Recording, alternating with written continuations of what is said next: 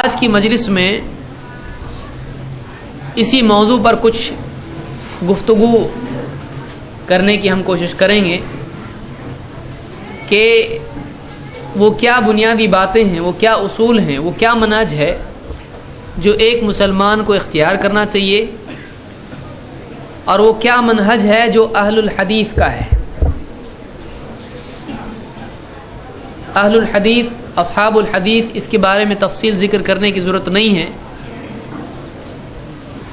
اللہ کے نبی صلی اللہ علیہ وسلم کی حدیث لا تزال طائفۃ من امتی ظاہرین علی الحق، اور مختلف الفاظ کے ساتھ یہ حدیث آئی ہے، جس کو بخاری اور مسلم وغیرہ نے روایت کیا ہے کہ ایک جماعت حق پر قائم رہے گی اور اللہ کی مدد اس جماعت کے ساتھ ہوگی۔ ایک چھوٹا سا گروہ ہوگا جو اللہ کا منصور، نصرت یافتہ، اللہ کی مدد پایا ہوا گروہ ہوگا۔ اس کی مخالفت کرنے والے اس کو نقصان نہیں پہنچا پائیں گے، اس کا ساتھ چھوڑنے والے اس کو ضرر، نقصان نہیں پہنچا پائیں گے۔ یہ اسی طرح سے حق پر قائم رہے گا یہاں تک کہ قیامت آ جائے۔ یہ جو حدیث ہے، اس حدیث کی تشریح میں، اس حدیث کی تطبیق میں کہ کون ہیں وہ لوگ، اس کی وضاحت میں، اس کے اجمال کو بیان کرنے میں امام البخاری کا قول، امام احمد کا قول، امام علی ابن المدینی کا قول، خطیب البغدادی نے اپنی کتاب شرف اصحاب الحدیث میں ذکر کیا ہے کہ اللہ کے نبی صلی اللہ علیہ وسلم کی اس حدیث میں جو لوگ مراد ہیں کہ جو اہل حق ہوں گے، قیامت تک رہیں گے، وہ کون ہیں، وہ کس منہج کے لوگ ہوں گے۔ تو امام البخاری کہتے ہیں کہ وہ اصحاب الحدیث ہیں، وہ اہل الحدیث ہیں، دونوں الفاظ آئے ہیں۔ علی ابن مدینی بھی کہتے ہیں کہ وہ اہل الحدیث ہیں، اصحاب الحدیث ہیں۔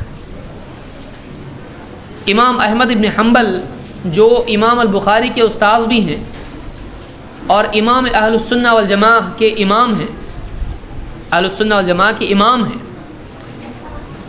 امام احمد ابن حنبل بھی کہتے ہیں کہ اگر اس سے مراد اہل الحدیث نہیں ہیں تو میں نہیں جانتا اور کون ہے۔ ایک سوال بہت سارے لوگ اس دور میں یہ بھی اٹھا رہے ہیں کہ اللہ تعالیٰ نے ہم کو مسلم بننے کے لیے کہا ہے، اہل حدیث بننے کے لیے نہیں کہا ہے۔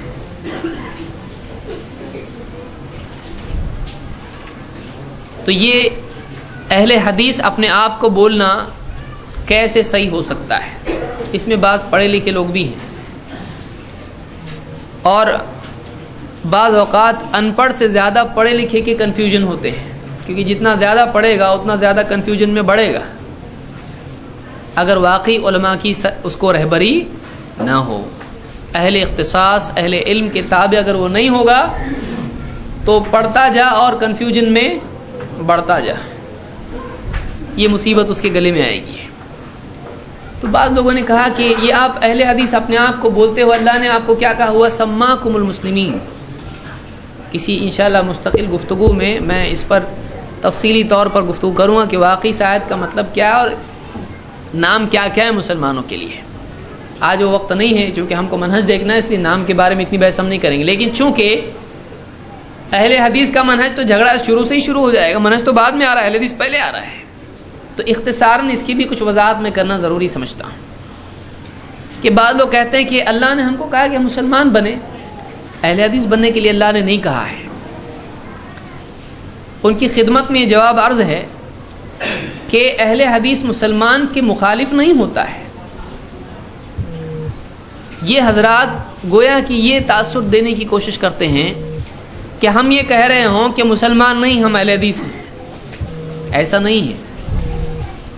اللہ کے نبی صلی اللہ علیہ وسلم کے زمانے میں کوئی فرقہ نہیں تھا، ایک ہی جماعت تھی، مسلمان تھے۔ اس وقت میں کسی اور نام کی مسلمانوں کو ضرورت بھی نہیں تھی دوسروں سے فرق کرنے کے لیے۔ لیکن بعد میں جب اہل الرائے اور اہل الکلام آئے، جنہوں نے اللہ کی صفات میں اور اللہ تعالیٰ کی شریعت میں اپنی عقل سے اور قیاس آرائیوں کے ذریعے سے نئے نئے مسائل گھڑنے شروع کیے، اہل کلام نے اللہ کی صفات کے بارے میں بحث کی، معتزلہ وغیرہ ہیں، اور اہل الرائے نے فقہ کے سلسلے میں بہت ساری قیاس آرائیاں کی اور اس کے مطابق فتوے دینے شروع کیے۔ تو ان کے بالمقابل ایک جماعت تھی جنہوں نے کہا کہ ہم اہل الرائے نہیں ہیں، ہم اہل کلام نہیں ہیں۔ کون ہیں؟ کہا کہ ہم اہل الحدیث ہیں، ہم بحث و جدال کی بنیاد پر عقیدہ نہیں لیتے ہیں، عقیدے میں باریک بال کی کھال نکال کے کچھ بھی عقل سے فیصلے نہیں کرتے ہیں، اور شریعت کے سلسلے میں ہم قیاس کی بنیاد پر فتوے نہیں دیتے ہیں، اجتہاد کرتے ہیں لیکن ہم اس کی حدود میں کرتے ہیں، ہم حدیث ہی سے دین لیتے ہیں، رائے سے نہیں۔ تو کون؟ تو انہوں نے کہا کہ ہم اصحاب الحدیث ہیں۔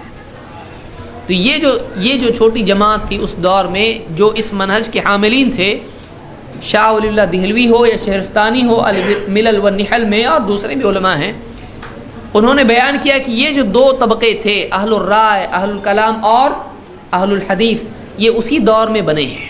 یہاں تک کہ مقلدین کے ایک بڑے عالم جن کو لوگ حکیم الامت بھی بولتے ہیں، مولانا اشرف علی تھانوی نے بھی یہ بات کہی ہے کہ امام احمد ابن حنبل ہی کے دور میں اہل الرائے کی بالمقابل ایک جماعت تھی جن کو اہل الحدیث کہا جاتا تھا۔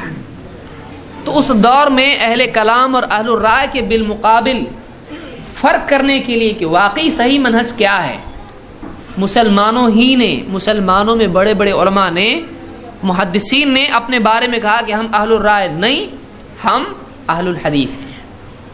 کوئی آدمی بول سکتا ہے اس کی ضرورت کیا تھی؟ یہ ایک اجتہاد تھا، اور اس کی ضرورت اس وقت میں بھی تھی اور آج بھی ہے۔ ایک آپ دوسری مثال اس کی لیجئے، اللہ کے نبی صلی اللہ علیہ وسلم کے زمانے میں جیسے مسلمان صرف مسلمان تھے، مسلم، اسی طرح سے اللہ کے دین کے اخذ کرنے کا ذریعہ قرآن کے بعد حدیث، وہ بھی حدیث تھی۔ اس میں جیسے صحیح مسلم اور ضعیف مسلم نہیں تھا، ویسے ہی صحیح حدیث اور ضعیف حدیث نہیں تھی۔ بعد میں جب لوگوں نے حدیثوں میں غلطیاں کی اور ملاوٹ بھی کی جان بوجھ کے، اس وقت کے محدثین، اس وقت کے اہل علم کو یہ ضرورت محسوس ہوئی کہ اگر حدیث ہی چھوڑ دی جائے تو کئی لوگ نبی کے نام پر بیان کرنے والی کی جانے والی بات کو لے کر گمراہ ہو جائیں گے۔ یہ بھی حدیث، وہ بھی حدیث، حدیث لو حدیث، اور فرق نہیں کر پائیں گے واقعی حدیث نبی صلی اللہ علیہ وسلم کی کیا ہے اور ملاوٹ والی کون سی ہے، غلطی والی کون سی ہے، معتبر کیا ہے، غیر معتبر کیا ہے۔ اس دور میں، صحابہ کے دور میں یہ نہیں تھا، سب معتبر تھا۔ بعد میں صحابہ کا دور نکل گیا، یا صحابہ کے دور میں اخیر میں بہت سارے لوگ آئے، 40 ہجری کے آس پاس سمجھ لیجیے اس کو، تو اس وقت میں حدیثوں میں ملاوٹ ہونا شروع ہوئی، غلطیاں، جان بوجھ کے ملاوٹ، تحریفات، اخطاء۔ اس وقت میں علماء نے کہا کہ نہیں، حدیث کی تفریق ضروری ہے، یہ صحیح حدیث ہے، یہ ضعیف حدیث ہے، یہ حسن حدیث ہے، یہ موضوع حدیث ہے، یہ منکر ہے، یہ شاذ ہے، یہ معلل ہے، یہ مرسل ہے، یہ منقطع ہے، یہ معضل ہے۔ اس طرح سے انہوں نے حدیثوں میں فرق کر کے بتایا کہ یہ صحیح حدیث اور یہ ضعیف حدیث۔ نبی صلی اللہ علیہ وسلم نے نہیں کہا کہ یہ حدیث صحیح ہے، یہ حدیث ضعیف ہے۔ لیکن آج وہ لوگ جو اہل حدیث کہلانا پسند نہیں کرتے ہیں، وہ حدیث کو صحیح ضعیف بولنا ضروری سمجھتے ہیں، بلکہ بعض اوقات کنفیوژن میں آ کے وہ کہتے ہیں اگر اہل حدیث بولنا صحیح ہوگا تو اہل صحیح حدیث بولنا چاہیے۔ تو صحیح حدیث وہ بھی مانتے ہیں۔ ہمارا سوال یہ ہے کہ صحیح حدیث تو اللہ کے نبی صلی اللہ علیہ وسلم نے نہیں کہا، آپ نے تو حدیث ہی کہا ہے صرف، آپ اس کو صحیح حدیث کیوں کہتے ہو؟ تو اس کا جواب کیا ہوگا؟ ایسے لوگ یہ کہیں گے کہ نہیں حدیث میں بہت کنفیوژن ہو گیا ہے.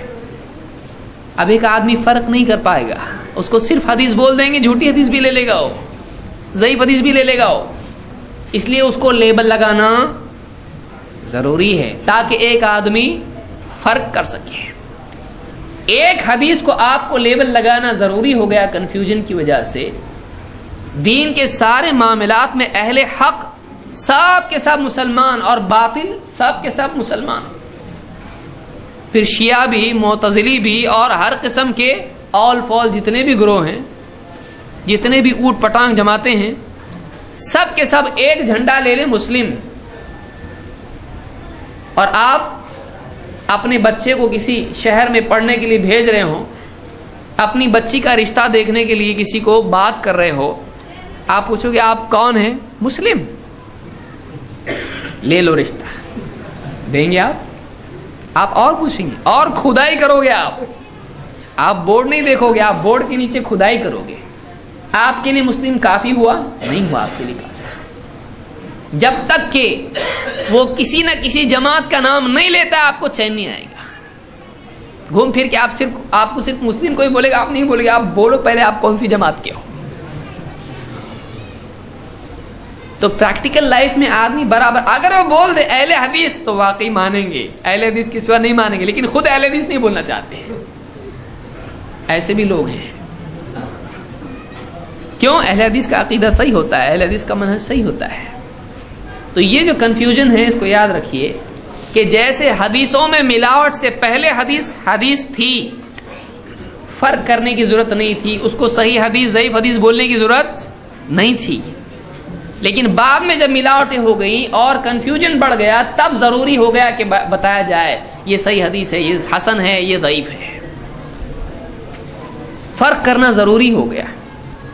یہ اجتہاد تھا اس زمانے کا. اسی طرح سے مسلمان کے بارے میں بھی یہ اس زمانے کے علماء کا جنہوں نے صحیح اور ضعیف کیا حدیث میں, یہ انہوں نے ہی کیا ہے. انہوں نے کہا نہیں صرف مسلم ابھی کافی نہیں ہے, اب ضروری ہے کہ مسلم میں کون سا مسلم. تو انہوں نے کہا کہ اہل الرائے نہیں, اہل الکلام نہیں, ہم کون ہیں؟ ہم اہل الحدیث ہیں. یہ ہمارا منہج ہے.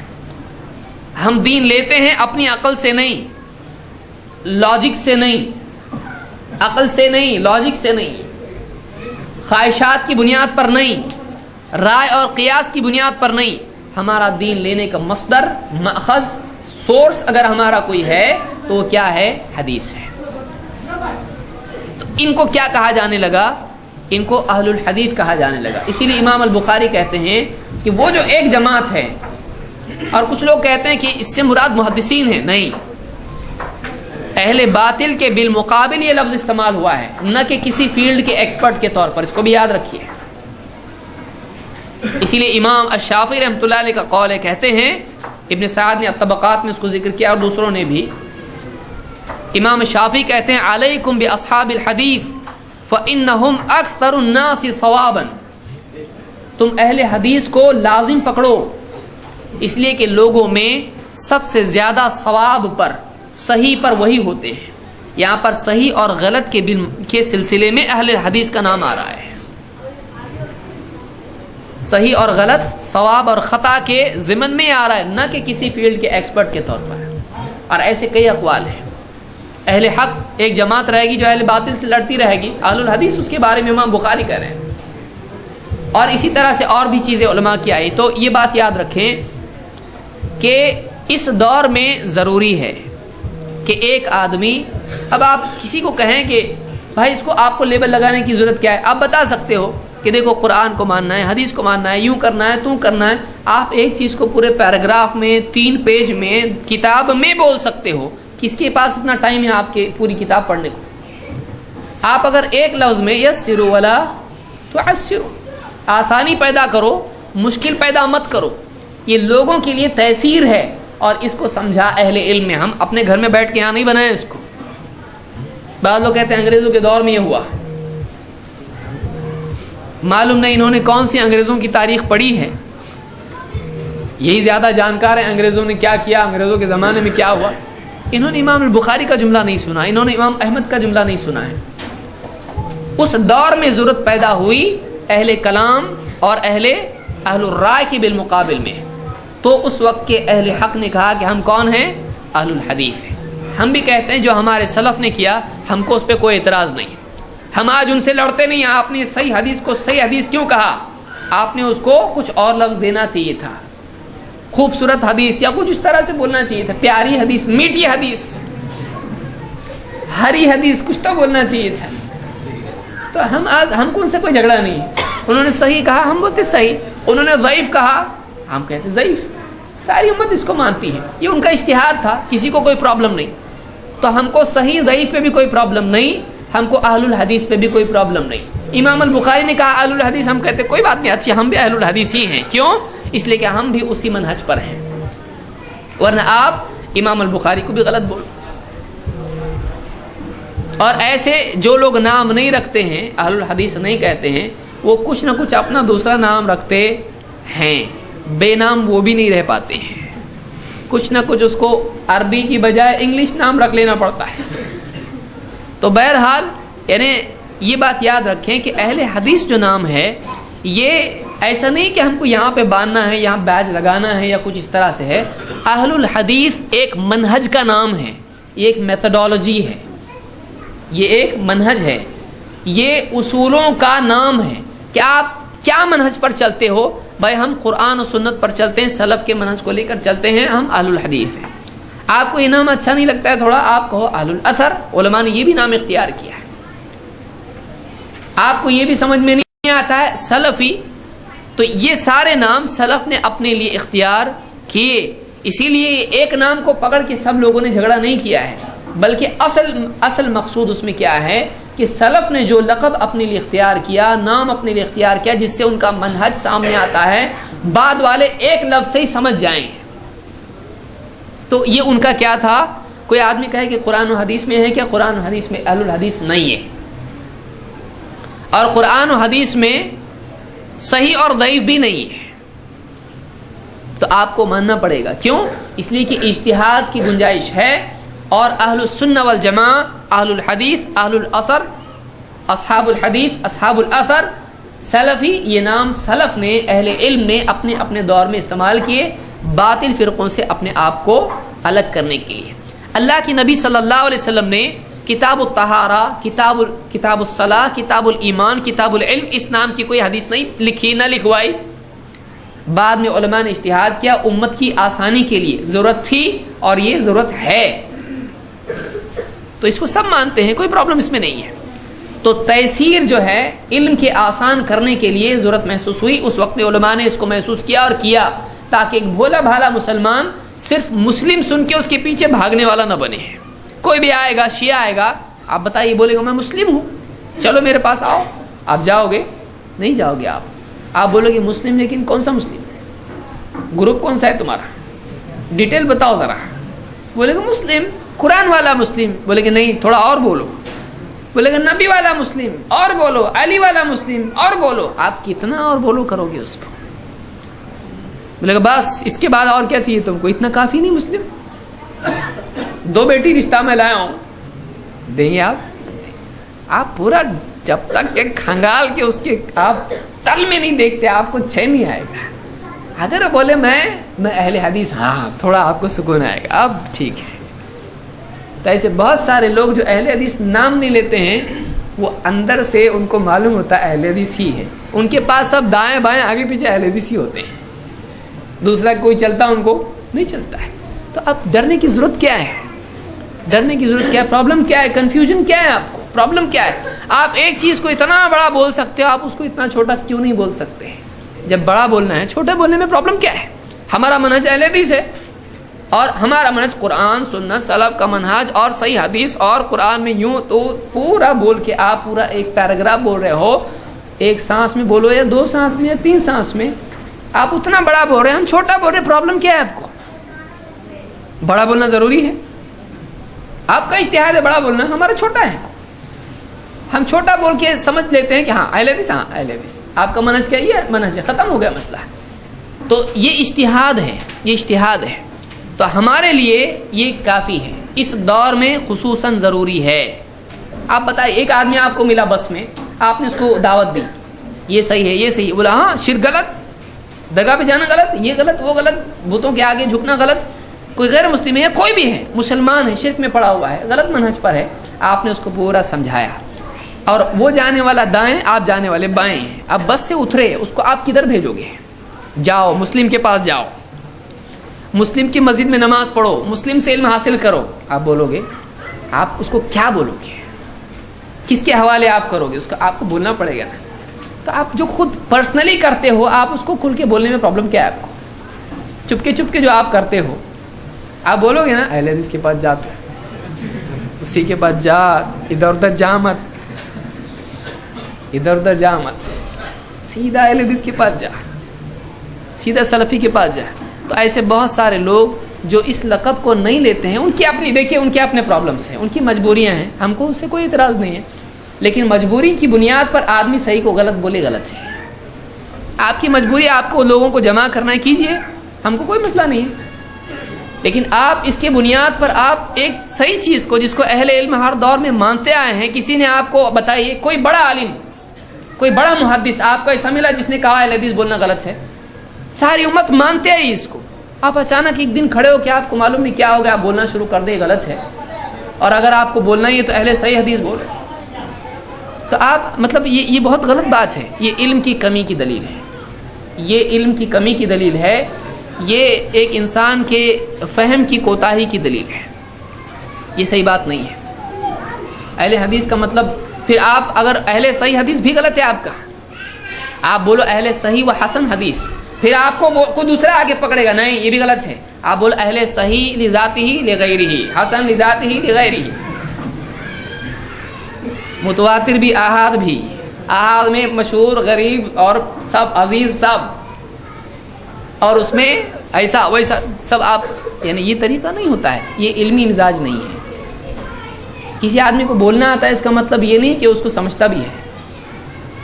بہت سارے لوگ بولنے والے سمجھتے نہیں کہ خود کیا بول رہے ہیں. ادنا درجہ علم کا یہ ہے کہ ایک آدمی کو کم سے کم یہ سمجھے کہ میں کیا بول رہا ہوں, اس کو اتنا تو معلوم ہونا چاہیے. تو اس دور کی یہ وبا ہے, اور اس میں پھنس کے بہت سارے مسلمان گمراہ ہو سکتے ہیں. اس لیے دائیں بائیں آدمی نہیں دیکھے, سلف کے منہج کو سامنے رکھے, اسی کو فالو کرے, اسی کے منہج کو فالو کرے. ایسے افراد بعض اوقات اہل حدیث سے دور بھاگتے ہیں, لیکن یہود و نصارہ کی سنتیں اختیار کر لیتے ہیں. اللہ تعالیٰ سمجھ عطا فرمائے, اللہ ہدایت دے. ہمارے ہی بھائی ہیں, اور ان کے لیے دل میں دکھ بھی ہوتا ہے غلطیوں پر, لیکن ایک آدمی اگر غلطی کی اصلاح کے لیے تیار نہ ہو اور اپنے آپ کو ہی صحیح سمجھنے لگے, تو ایسے آدمی کو کون بچا سکتا ہے؟ ایک آدمی کو تیرنے نہیں آ رہا, چلا رہا بچاؤ, پھر کوئی بچانے جا رہا ہے اس کو تو بول رہا قریب مت آؤ. آپ بتائیے کیا کر سکتے ہیں اس کو؟ تو ایسے آدمی کو اس کے حال پہ چھوڑ دیا جائے گا. اللہ تعالیٰ سمجھ عطا فرمائے.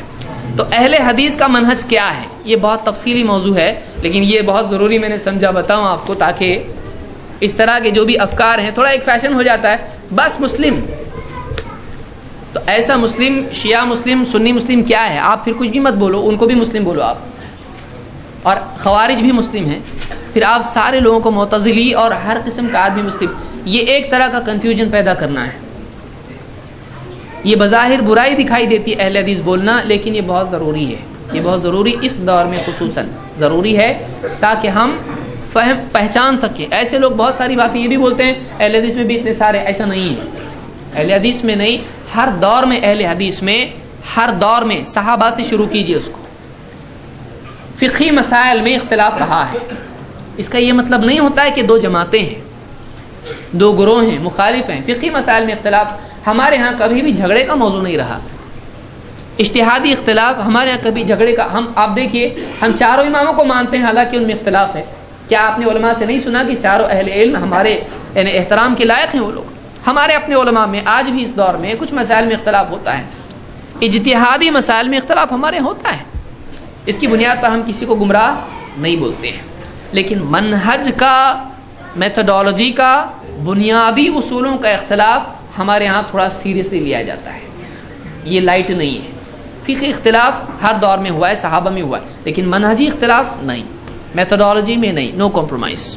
یہ بات یاد رکھیں.